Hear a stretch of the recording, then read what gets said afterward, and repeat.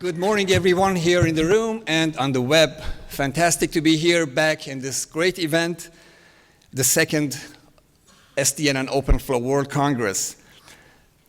In the short time I have today, I would like to talk about the work that we have done since last year, and as Dan Pitt mentioned, Congress to Congress progress report. So I remember last year when I was putting the slides together, I was having a hard time selecting a few use cases that I could talk about during 25 minutes. This year we have done so much work that I had a hard time picking the use cases out of a long list of things that we have done since last year. It is great to see the acceleration of SDN adoption in the industry, both on the data center side as well as on the carrier side, as previously mentioned. And my thanks to Layer 1, 2, 3 for organizing such a great event. I'm Justin Dustzadeh. I'm the CTO of Huawei's Fixed Network Business Unit, which is responsible for all carrier infrastructure products, including access, IP transport, and cloud networking. And in my role, I speak with a lot of customers, and I take part in the discussion on the evolution of their networks. And I can tell you that every single operator I speak to wants to know more about SDN and wants to know how SDN can help address their problems. And I have seen a trend shifting from show me that SDN works to show me how much it cost me, whether it can scale, and now show me how it can migrate to SDN from where I am today. So a lot of great progress has been happening since last year. Before I start, I wanted to congratulate all of you for being here and for being part of history. We are making history, really.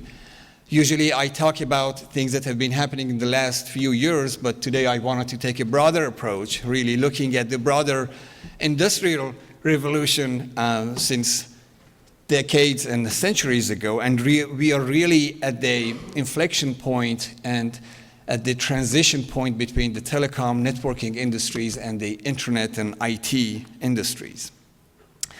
And many of us who have been in the networking business over the last 10, 15 years know this kind of evolution graph. We have worked a lot on making the PSTN networks perfect, and then with IP we all had to embrace that transformation over to IP, and now with SDN, network function virtualization, and cloud, this is really the next wave if we want to be part of that revolution.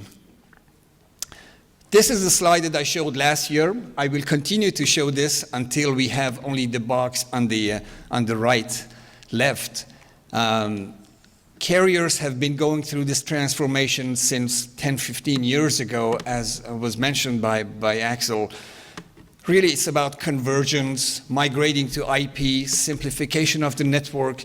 As data and applications are all moving to the cloud, how can we build simpler networks, leveraging the IP, and building networks that can talk to applications, and applications that can really leverage the network functionalities in an agile way.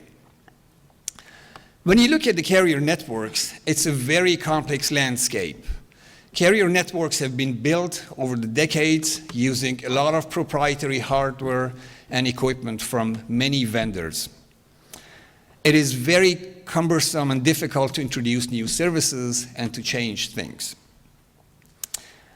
I will not go through all the different things that you can find in a carrier network, but I would like to mention that all these network elements today include a lot of functionalities embedded in software, embedded in the hardware.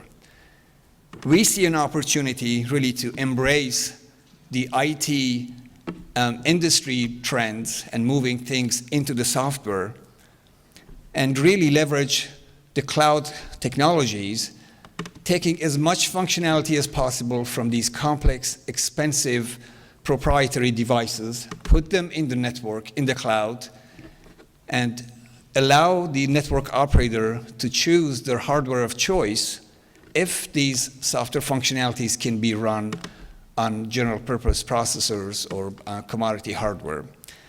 As Axel mentioned, probably for some time, or at least for foreseeable future, some of these functionalities still need to be run on a custom ASIC hardware.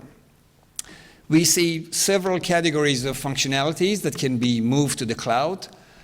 The first one is all the mobile core functionalities, layer 4, layer 7 technologies, and some of the high-touch functions.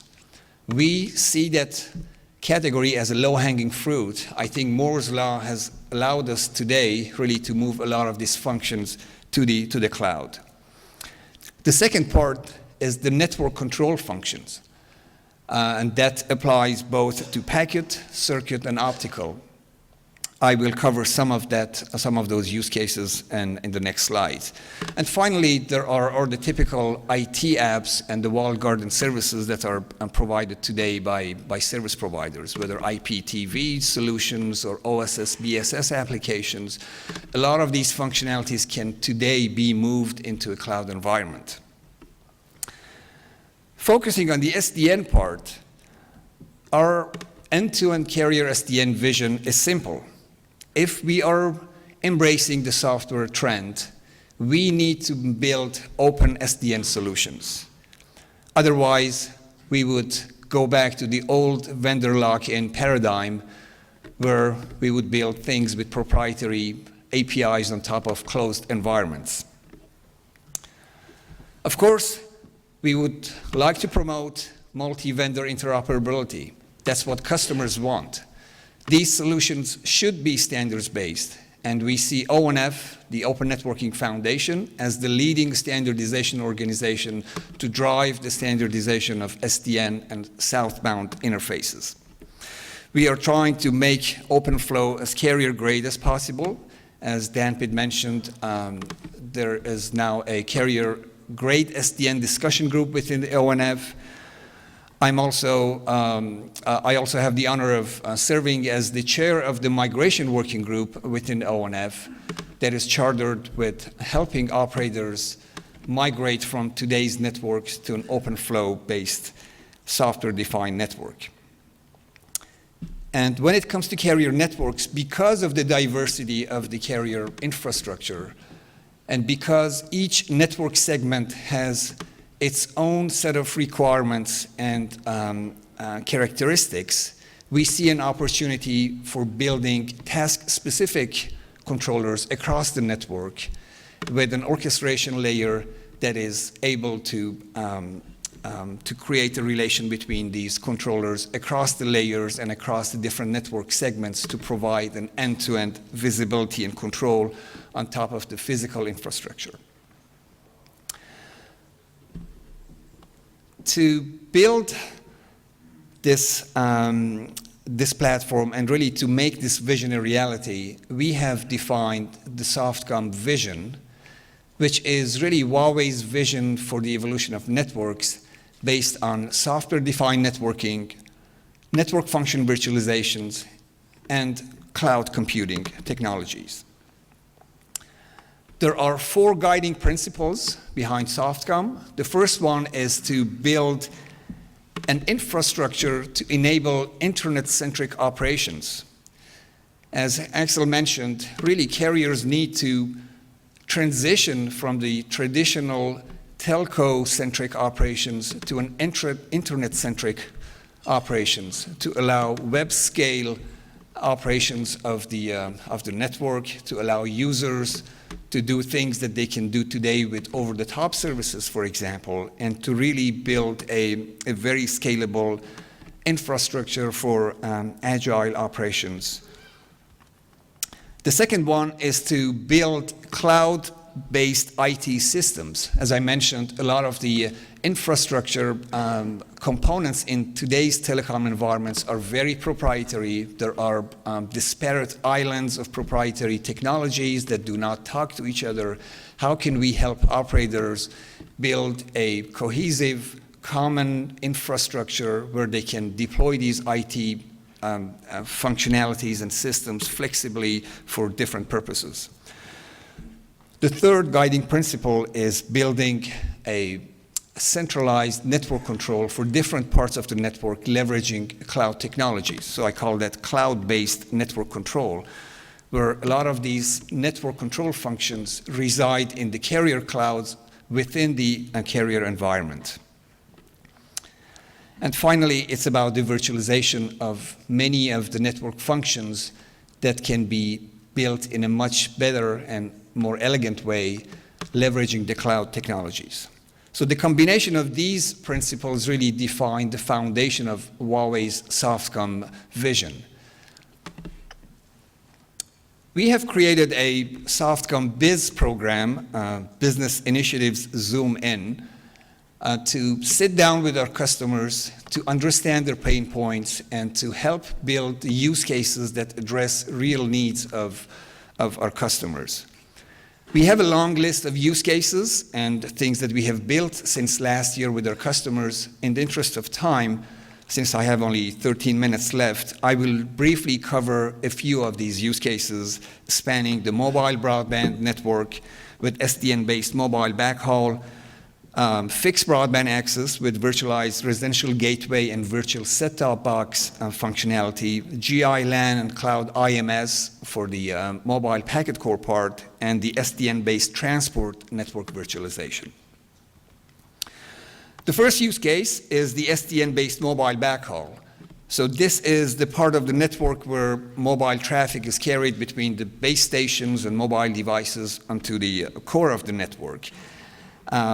Because of the great scale of today's mobile networks, a lot of challenges exist today, and these challenges will get tougher over time.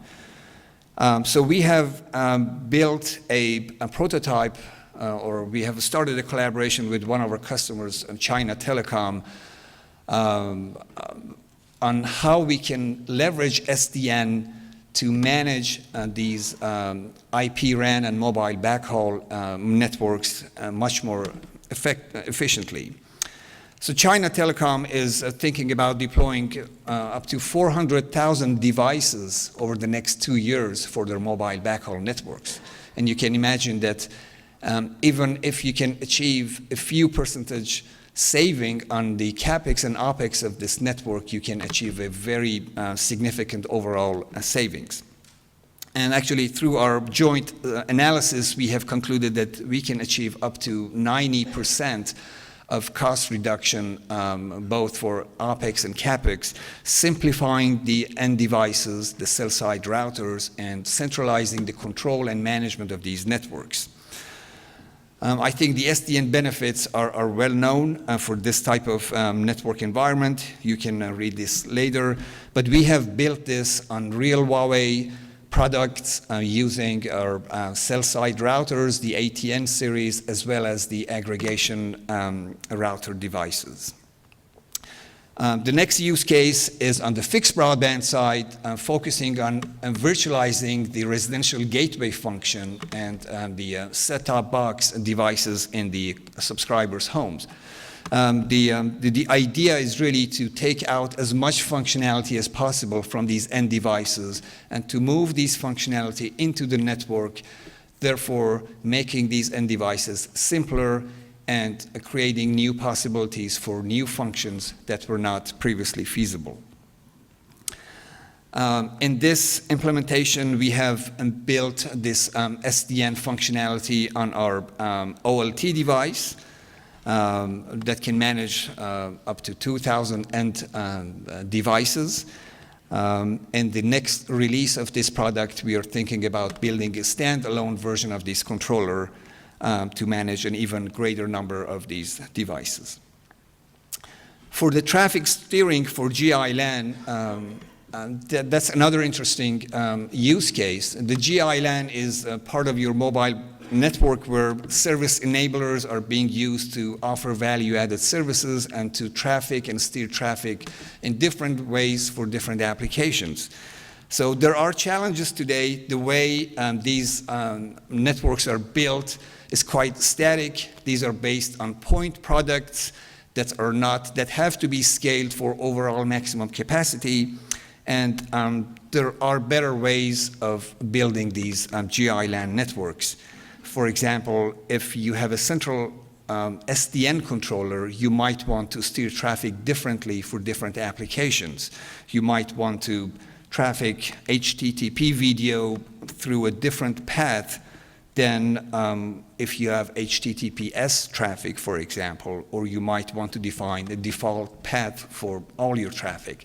This type of dynamic, agile, multi-dimensional control is not feasible today with existing networks. And the overall benefits include a TCO reduction, both for CapEx and OpEx, and also the possibility to do things that are not possible today. Similarly, for the IMS and other packet core functionalities, there is a great opportunity to build these things in a virtualized environment and really to help operators use the same pool of common shared resources across different mobile packet core functions in a more flexible way. And we are working with a number of customers on this real use case. Benefits include elastic, zero-touch, and multi-tenant operations, smooth migration among devices, and multi-purpose shared pool of resources, as I mentioned. We have defined a cloud IMS roadmap since last year. We have finished our demo and prototype. We have a solution that is ready for testing, and we will have a commercial deployment next year. The next use case is the SDN-based transport network virtualization. This is another interesting use case that really allows network operators and transport operators to monetize their network in ways that are not possible today, and to manage their infrastructure in a much more effective way. The idea is to build a transport controller that can run, that can allow a virtual view and control of the physical infrastructure to higher level applications and customers. So that's the simple idea, but we have taken this to the next level, and as was described by Lyndon yesterday during his presentation on Optical Transport Working Group, we see an opportunity to really build another layer of a client-facing control on top of these transport controller. Many operators do not feel comfortable providing a direct access to their infrastructure elements to end users or to other entities within the organization. So we see an opportunity to build an architecture based on CDPI control data plane interface using OpenFlow, controlling the underlying devices, and building a CVNI, which is a control virtual network interface, and having two types of controllers, the transport controller and the client controller, to allow different tenants of the network or to allow different users of the network do different things with their own virtual slice of the network. For example, you can imagine a number of virtual network services that tenant A will see the network in a different way and will manage its own portion of the physical network in a different way. Let's say if tenant A is a multi-site enterprise network, through a self-service portal, he might be able to say, this is how I want to manage the bandwidth and the SLAs across my different sites for this time of the day, et cetera, et cetera. And also you can imagine that a router controller can work on top of this transport controller to build an IP optical kind of a cross-layer optimization. Just to give an idea of our approach for building these prototypes and demos, last year we started building a very simple demo of this concept based on a simulated network environment. Then in Germany, at the first SDN OpenFlow World Congress event, we showed a TSDN transport SDN prototype to show DCI, data center connectivity using OTN. Then we took this to the next level, added some flex optical functionality. And then here outside, I invite you all to go and see our demo. We have built a demo of what I just showed on previous slide, virtual network services with these two types of controllers, both leveraging OpenFlow.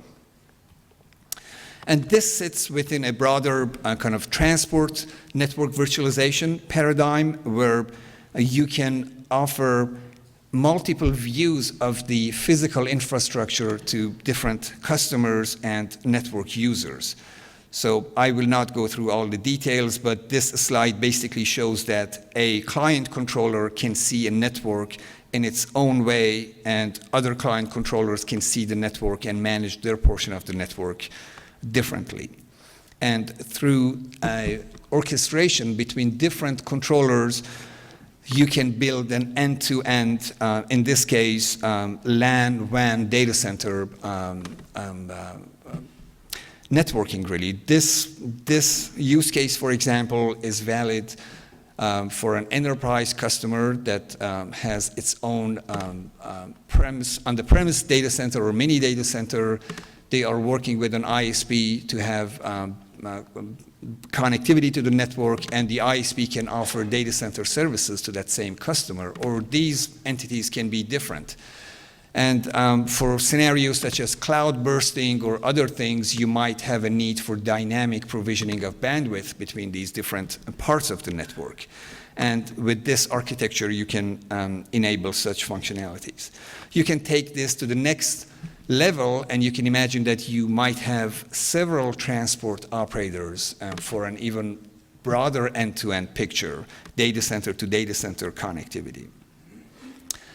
Since I have only a few minutes left, I want to talk about an interesting technology that we have been working on, which we really see as an evolution of the forwarding plane.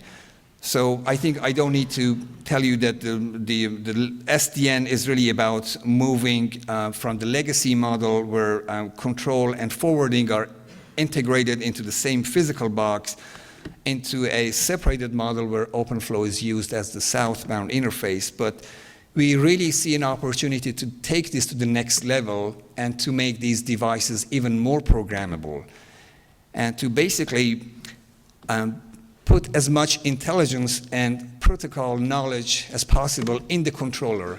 Today with SDN and OpenFlow, these forwarding devices still need to know about the protocol semantics and behavior and all the things that go with today's protocols. If you are building a custom algorithm, for example, it is very hard to build that today with OpenFlow and really to implement that as a network operator into your own network.